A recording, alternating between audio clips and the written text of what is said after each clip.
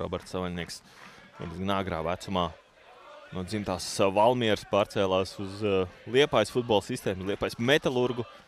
Tā kā, nu. Un vārti ir precīzs sitiens. Nedaudz pāri pusstundai. Un tā ir Els Voters gūs savus pirmos vārtus virslīgas čempionātā. Rezultāts 1-0. RFS pārņem šīs spēles vadību.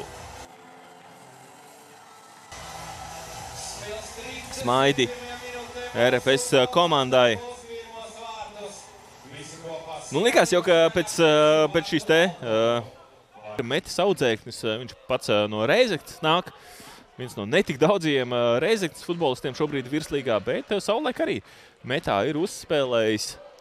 Un kur bumba ir vārtos! 2-1! Nu, tāda it kā nesituācija.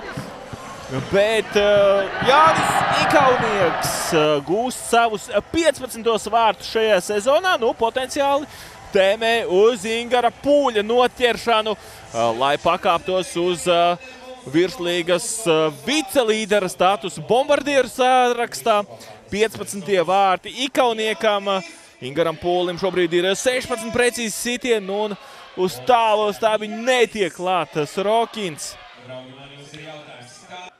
Nu, neesmu liels XG pētītājs, un kā tur īsti šie skaitļi veidojās, teikšu godīgi, nav ne jausmas, bet nu noteikti liels cipars. Un te gan, ko neizdarīja iepriekš, to Diomande izdara tagad, un jāsaka, Alvis Rokins vāji nospēlē. No viņa atstās bumbu sev tieši priekšā, un Diomande otro reizi šādu izdevību neiznieko. 3-1 izmēls Diomande.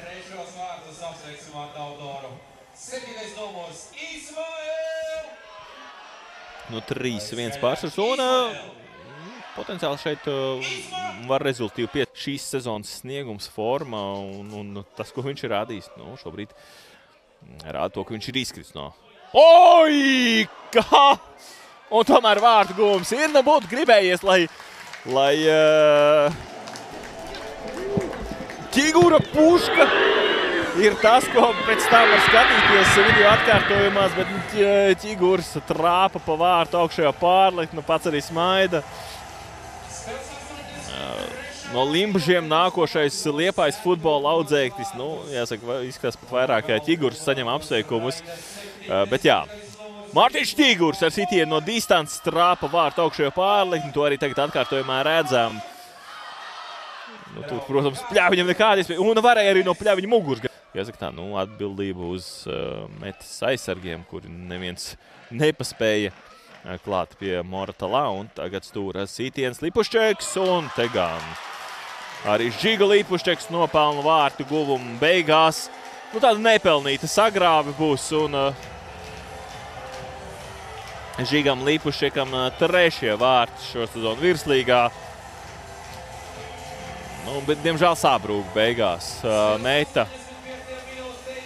Nu, sajūta ziņā šī nav tāda 5-1 spēle, tik ļoti dominējošu sniegumu. RFS nerādīja, bet, nu, šeit beigās, nu jā, kurš tur